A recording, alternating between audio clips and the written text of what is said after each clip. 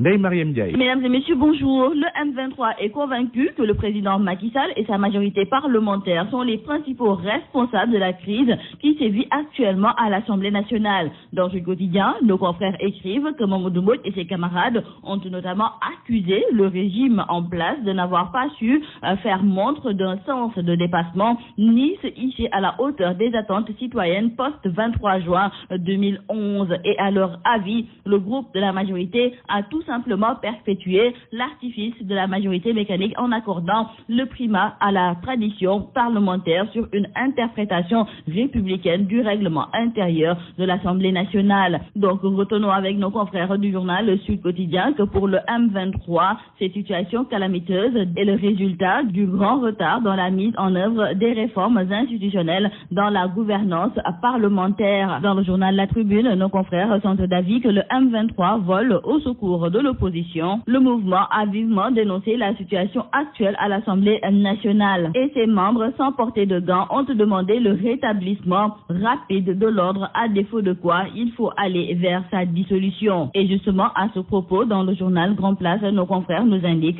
que le M23 est prêt à porter le combat. Cette situation qui prévaut à l'Assemblée nationale a servi de prétexte à nos confrères du journal Enquête qui ont essayé de cerner la situation au niveau de l'Assemblée nationale. Et selon nos confrères, cette institution s'est toujours illustrée par des affrontements fratricides de Senghor à Macky Sall. La marche de cette institution est jalonnée de crises, grandes ou petites. Et selon nos confrères du journal Enquête, l'explication se trouve dans le fait que cette chambre n'a pas une tradition d'autonomie de nomination. Et nos confrères ont aussi remarqué que de 1960 à nos jours, l'Assemblée nationale est à l'origine de la plus grave crise au sommet de l'État et d'une mobilisation sans précédent du peuple. De plus, le Parlement a liquidé presque la moitié des personnalités qui l'ont présidé. La présente bataille pour le contrôle du groupe parlementaire libéraux et démocrates s'inscrit donc dans l'ordre normal des choses d'une assemblée de combine toujours aux ordres de l'exécutif.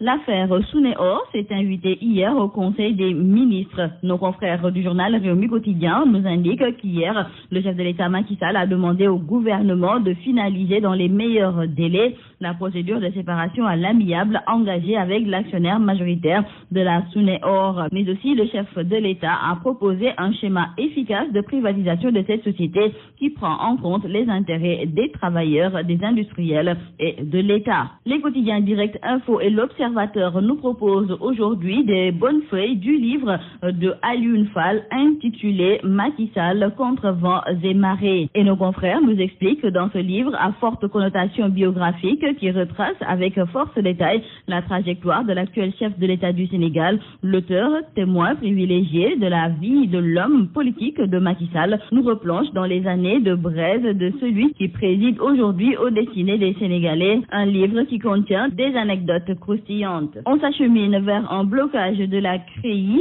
parce que les experts qui ont eu à mener des investigations dans le cadre des procédures judiciaires engagées suite à la traque des biens supposés mal acquis n'ont jusque-là reçu aucun sou de l'État du Sénégal. Nos confrères du journal LAS, qui nous le font savoir, nous indiquent que le collectif dirigé par Abdoulaye Dramé a refusé de déposer les rapports d'expertise concernant les autres dossiers. Ils ont même contacté le ministre de la Justice, Maître Sidiki Kaba, et ce dernier avait promis de régler le problème, mais rien n'a bougé. Et nous terminons par le sport. Nous parlons tout d'abord de ces soupçons de corruption liés à la lutte anti-dopage. Nos confrères du journal Le Quotidien nous indiquent que les plus hautes instances de l'athlétisme mondial sont ciblées. Et maintenant, l'ex-patron de la Fédération internationale, Lamine Diack, a été mis en examen pour corruption par des juges français. Dans le journal Le Témoin, nos confrères ajoutent également que son conseiller juridique, Habib Cissé, a lui aussi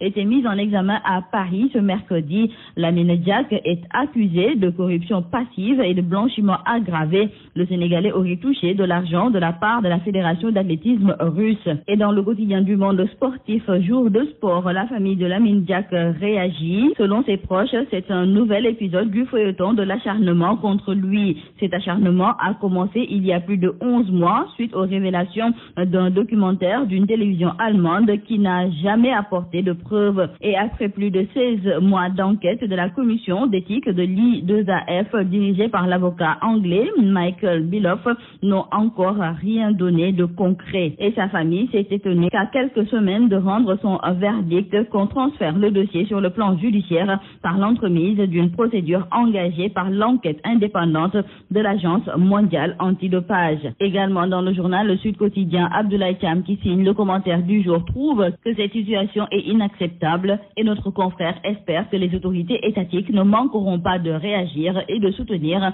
l'une des fiertés de la nation et de l'Afrique. C'est tout à vos journaux et très bonne lecture.